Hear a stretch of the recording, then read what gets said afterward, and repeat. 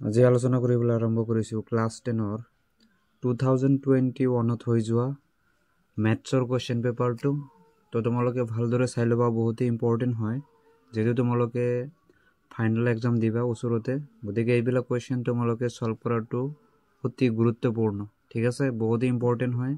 গতিকে শেষলৈকে তোমালোকে ভিডিঅ'টো চাই থাকিবা। তো চোৱা, MCQৰ কাৰণে প্ৰথম কুৱেশ্যনটো দিয়া আছে তলৰ কোনটো বৰ্গ সংখ্যা নহয়। ইয়াতে তোমালোকে চাৰিটা অপশ্যন নিশ্চয় ধুনীয়া কৰি দেখা পাই আছা। তো option B is the right answer for this question, option D is the right answer.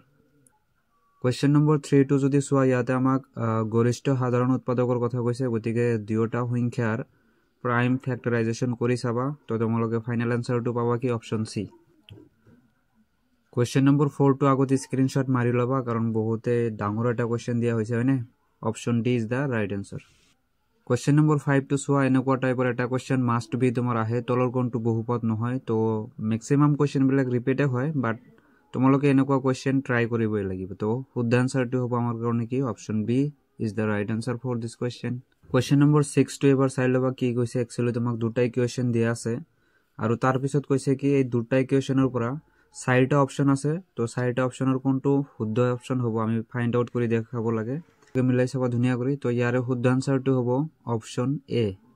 Question number 7টো যদি তোমালোকে সলভ কৰা, তো তোমালোকে ইয়াৰ যোনটো শূন্যৰ সংখ্যা দেখা পাবা, কিমান দেখা পাবা? 2 দেখা পাবা, ঠিক আছে। তো শুদ্ধ আনসাৰ হ'ব অপশ্যন চি।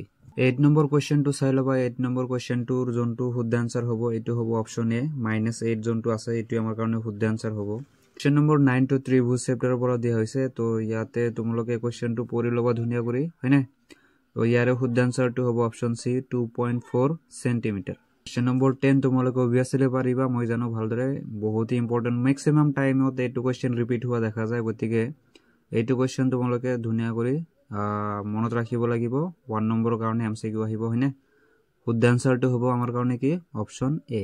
চ' 11 নম্বৰৰ শুদ্ধ আনসাৰটো হ'ব অপশ্যন বি। বহুত ইম্পৰ্টেণ্ট কুৱেশ্যন, এনেকুৱা টাইপৰ এটা কুৱেশ্যন মাষ্ট বি থাকে, ভালদৰে চাবা। কুৱেশ্যন নম্বৰ 12ৰ মই শুদ্ধ আনসাৰ যদিও ইয়াতে মাৰ্ক কৰি দিছোঁ, তথাপি তোমালোকে অবভিয়াছলি জানা, মই ভালদৰে জানো। এতিয়া চোৱা, যিহেতু 2021ত তোমাৰ MCQ বেষ্ট কুৱেশ্যন পেপাৰটো হোৱা নাছিল, গতিকে 12 নম্বৰলৈকে তোমালোকৰ 1 মাৰ্কৰ কুৱেশ্যন আছিল, ঠিক আছে। তো তাৰপিছতে থিয়ৰিটো ষ্টাৰ্ট হৈ গৈছে। তোমালোকে নিশ্চয় ইয়াতে দেখা পাইছা ছেকশ্যন বি, য'ত 2 নম্বৰৰ পৰা কুৱেশ্যনবিলাক ষ্টাৰ্ট হৈছে। প্ৰত্যেকটো কুৱেশ্যন আমাৰ কি 2 নম্বৰ কৰি আছে।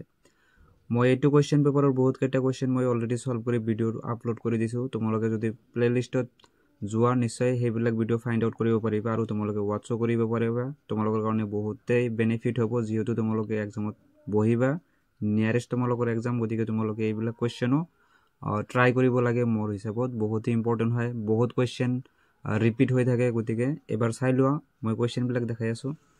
13 নম্বৰ যোনটো কুৱেশ্যন আছে এইটো আছে, 2 নম্বৰৰ কাৰণে আছে। তো তোমালোকে এইটো সলভ কৰিব পাৰিবা অবভিয়াছলি।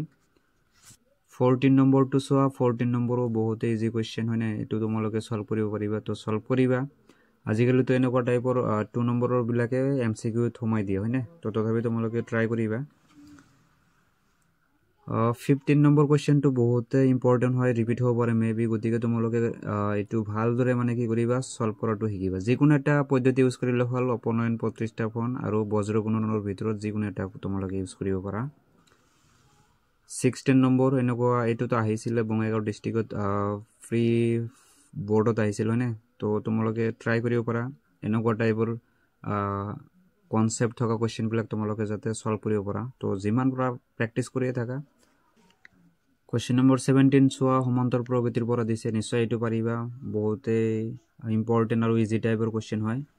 18 নম্বৰটো চোৱা, ত্ৰিভুজ চেপ্টাৰৰ পৰা দিছে, উদাহৰণৰ পৰা দিয়া হৈছে, এইটো তোমালোকে সলভ কৰিব পাৰিবা, আৰু এইটো বহুতেই ইম্পৰ্টেণ্ট হয়। মেক্সিমাম টাইম এইটো কুৱেশ্যন ৰিপিট হৈ থাকে, গতিকে ইগন'ৰ নকৰিবা, সলভ কৰিবা।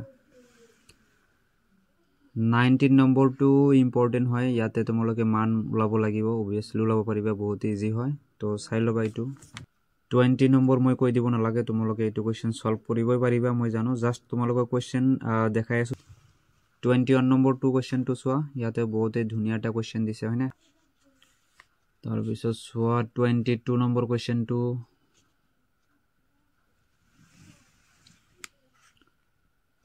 23 নম্বৰ কুৱেশ্যনটো সলভ কৰিবা হা এটো 2024 তো ৰিপিট হৈছে এগেইন তোমাৰ 2021 তো আহিছে হয়নে এনেকুৱা টাইপৰ কুৱেশ্যন ৰিপিট হ'ব পাৰে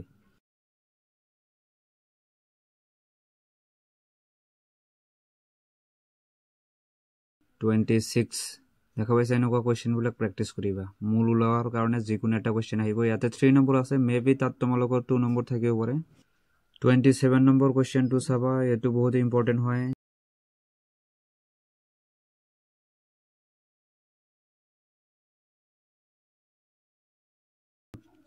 31 32 33 এটো তোমালোকক অৰ দিয়া আছিল সেকশন ডি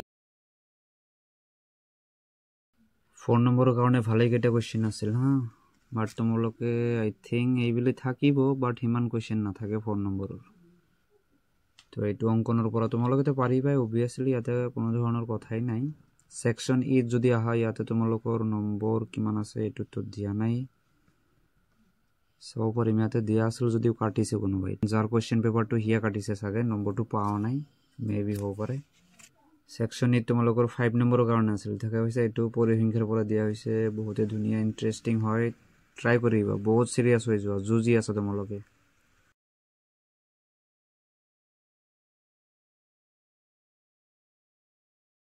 তো এইটোৱে তোমালোকৰ অন্তিম কোৱেশ্চন আছিল আজিৰ কাৰণে এইখিনি হাৰ্ড কোৰৰ পৰা তোমালোকলৈ all the best thank U